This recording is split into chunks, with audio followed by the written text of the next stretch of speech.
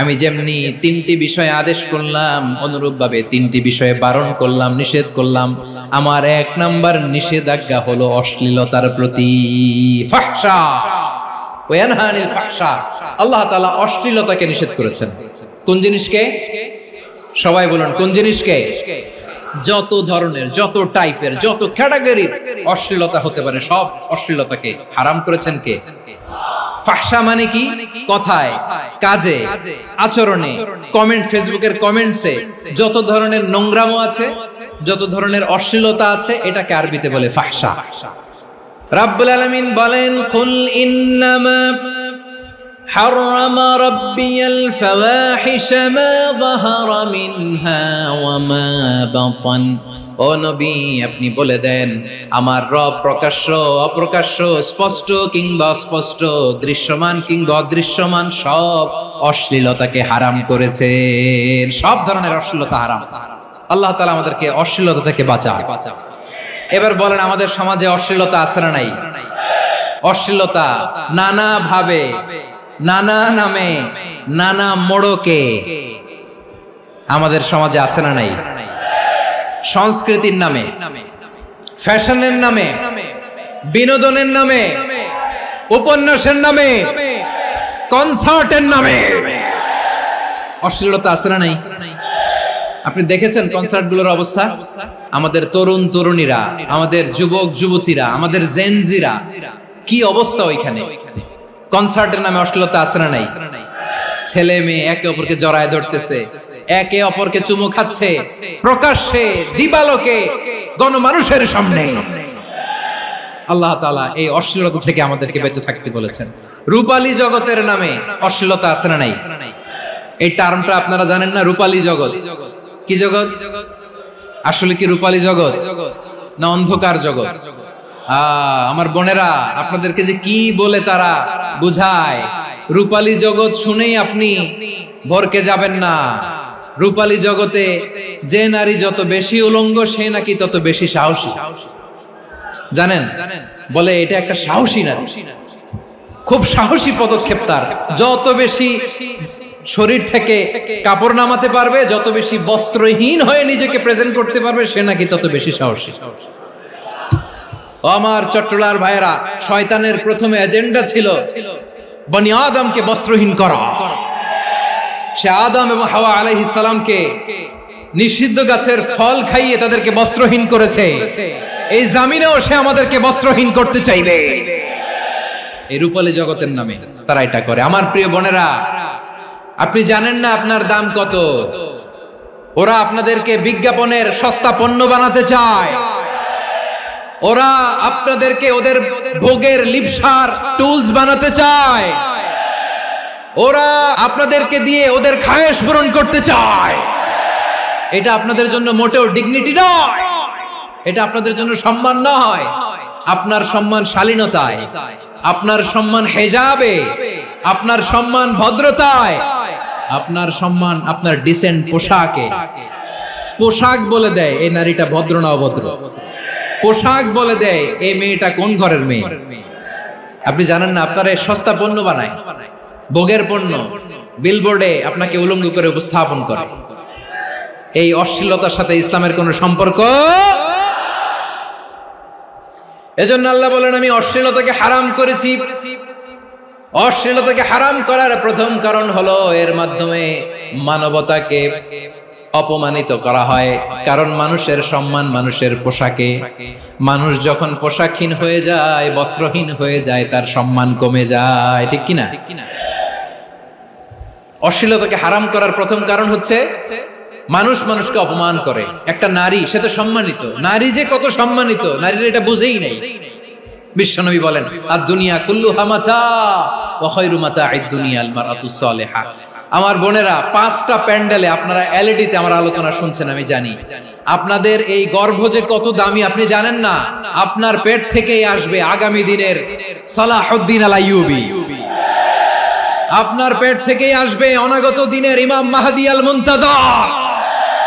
আপনার পেট থেকেই আসবে অনাগত দিনের ফয়সাল, ওয়াসিম, মুগ্ধ, আবু সাইদের মতো বীর যোদ্ধা। আমার প্রিয় বোনেরা, আমার প্রিয় বোনেরা, বিশ্বনবীর কথার ওজন খেয়াল করেন। আর দুনিয়া কুল্লুহা মাতা ওয়া খায়রু মাতা'আদ দুনিয়াল মারআতুস সালিহা। দুনিয়ার সবকিছুই অ্যাসেট, এর মধ্যে সবচেয়ে দামি অ্যাসেট নেককার নারী। আপনার গর্ভ যে কত দামি আপনি জানেন না। নিজের সময়টাকে কাজে লাগান, কোরআন পড়েন, সুন্নাহ পড়েন। আপনার অনেক দায়িত্ব ঘরে। You are the MD of your family. একটা family it's a very big institution. পরিবার একটা অনেক বড় প্রতিষ্ঠান। And you are the MD of your institution. আপনি এই পরিবারের MD, managing director of your family. এখানে আপনার কত দায়িত্ব।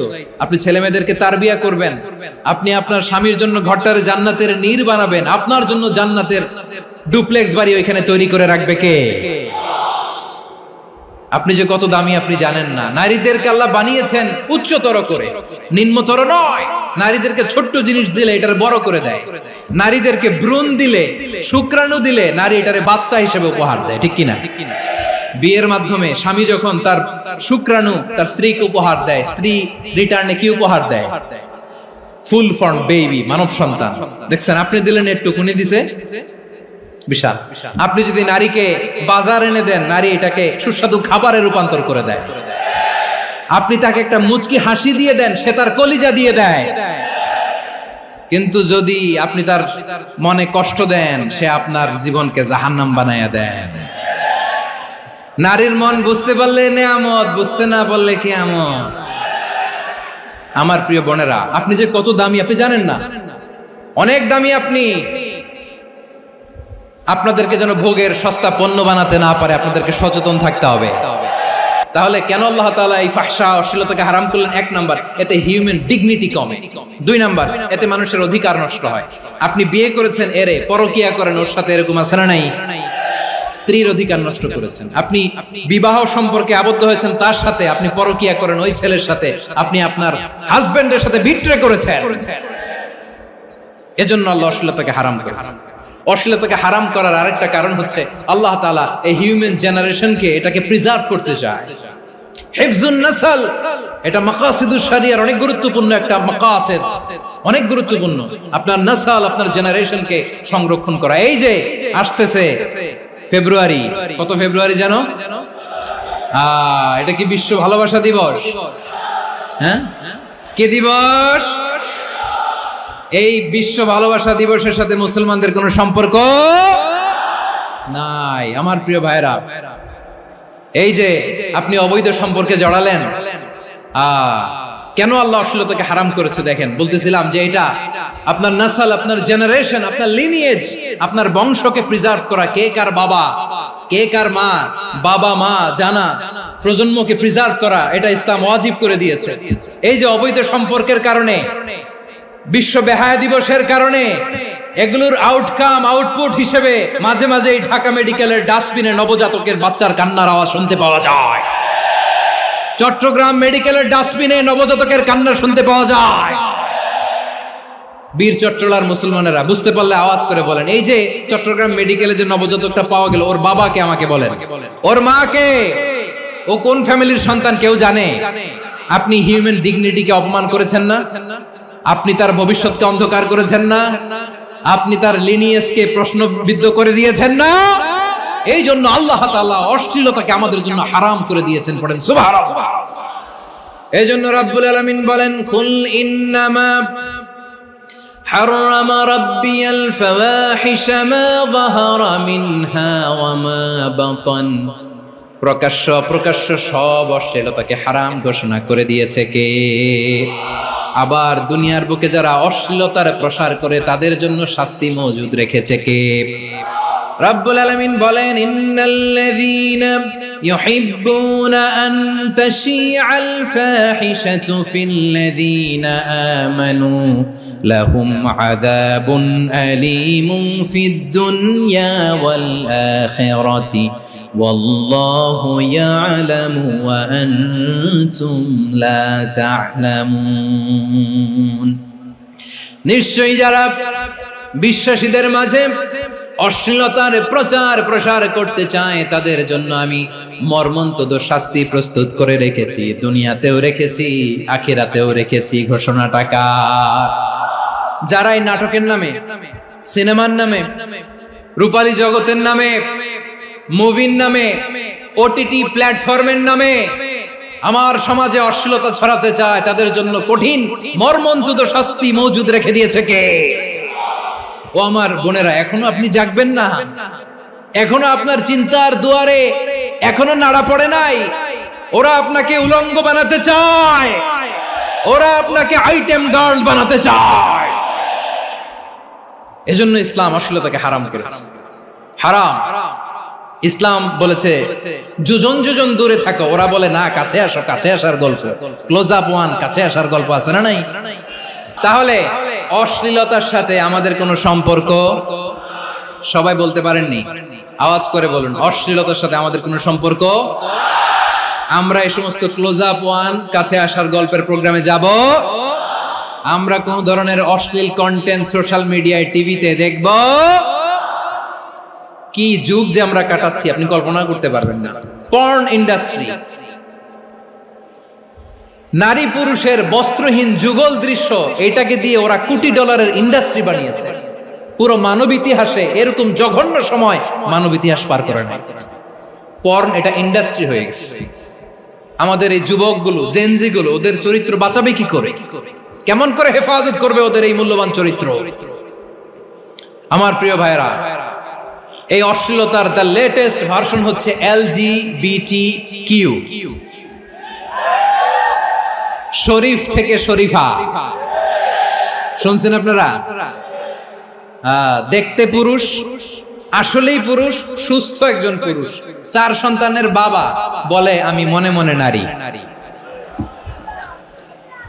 দেখতে নারী, সুস্থ নারী, আসলেই সে দিব্যি একজন নারী, বলে আমি মনে মনে পুরুষ। সবচেয়ে ভয়ঙ্কর অশ্লীলতার সবচাইতে লেটেস্ট ভার্সন হচ্ছে এই ট্রান্সজেন্ডারিজম।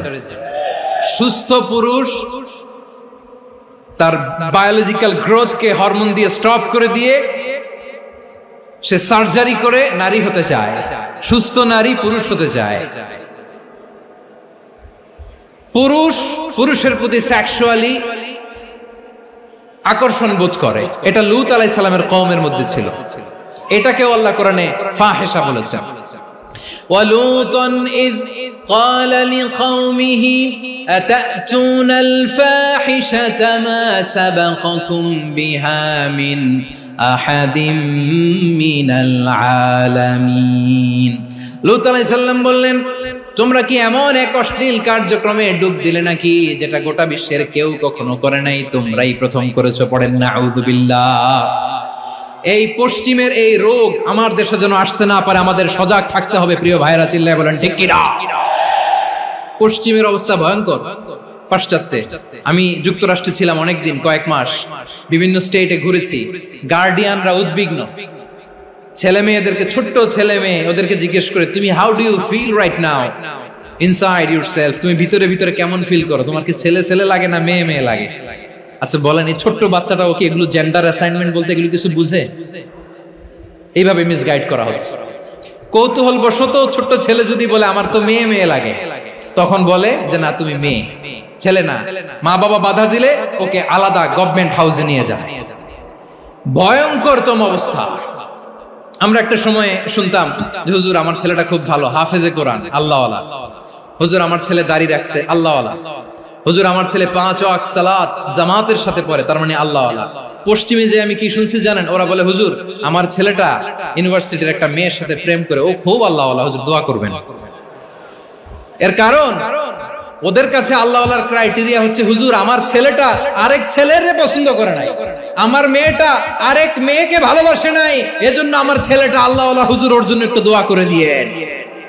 কি চ্যালেঞ্জ ওরা ফেস করতেছে। ওনার ছেলে যে আরেক ছেলেরে বিয়ে করবে না, এটাতেই উনি খুশি যে আলহামদুলিল্লাহ আমার ছেলেটা একটা মেয়েরে ভালোবাসে, আমার মেয়েটা একটা ছেলেরে ভালোবাসে, মানে এটা খুব আল্লাহওয়ালা। নাউজুবিল্লাহ পড়তে পারলেন না? এজন্য অশ্লীলতার সাথে আমাদের কোন সম্পর্ক। রব্বুল আলামিন বলেন ওয়ায়ানহা আনিল ফাহশাই ওয়াল মুনকারি ওয়াল বাগি, 3টা জিনিসকে আমি নিষিদ্ধ করলাম। এক নাম্বার হলো ফাহশা, অশ্লীলতা। দুই নাম্বারে হলো মুনকারের সমস্ত মন্দ কাজ। মুনকার মানে হচ্ছে যত মন্দ কাজ, খারাপ কাজ, বাজে কাজ, এটার বলে মুনকার। এটার কি বলে? আপনারা পড়ছেন না, তা'মুরুনা বিল মা'রুফি ওয়া তানহাউনা আনিল মুনকার। সৎ কাজের আদেশ, অসৎ কাজের নিষেধ। মুনকার, মুনকার হচ্ছে মানুষের স্বাভাবিক বিবেকবোধ যেটাকে খারাপ বলে, ওইটাই মুনকার। পৃথিবীর সব আসমানি গ্রন্থ যেটাকে খারাপ বলেছে, মানুষের স্বাভাবিক বিবেকবোধ যেটাকে খারাপ বলেছে, এগুলো সব মুনকার। যেমন ইফতিজিং, এটা কি ভালো না খারাপ? মজুদদারি, খাদ্যে ভেজাল দেওয়া, ওজনে কম দেওয়া, মাছে ফরমালিন মিশানো, চাঁদাবাজি, টেন্ডারবাজি, দখলবাজি, এগুলো আমাদের স্বাভাবিক বিবেকেই বলে এগুলো খারাপ, এগুলো হচ্ছে মুনকার। আল্লাহ তাআলা এই মুনকার থেকে আমাদেরকে বেঁচে থাকতে বলেন, আর শয়তান এই মুনকারের প্রতি আমাদেরকে উদ্বুদ্ধ করে। আল্লাহ তাআলা বললেন, ইয়া আইয়ুহাল্লাযীনা আমানু লা তাত্তাবিউ খুতুওয়াতিশ শাইতান ওয়া মান ইয়াত্তাবি' খুতুওয়াতিশ শাইতানি ফাইন্নাহু ইয়া'মুরু বিল ফাহশাই ওয়াল মুনকার। আল্লাহ বললেন, আমার গোলামেরা শোনো শোনো, ও আমার বিশ্বাসী বান্দারা খবরদার, তোমরা কশিনকালেও শয়তানের পদাঙ্ক অনুসরণ করবে না, কারণ শয়তান তোমাদেরকে অশ্লীলতা এবং মন্দ কাজের দিকে উদ্বুদ্ধ করে। আমাদের কাজ হচ্ছে শয়তান আমাদেরকে যেদিকে নিতে চায় আমরা তার উল্টা দিকে যাব। শয়তান এই মন্দ কাজকে আমাদের কাছে বিউটিফাই করে, চাকচিক্যময় করে আমাদের সামনে উপস্থাপন করে। এজন্য আল্লাহ বলেন, মুনকারকে থামাতে হবে, মুনকার প্রতিরোধ করতে হবে। মুনকার প্রতিরোধের দায়িত্ব শুধু আমাদের নাকি?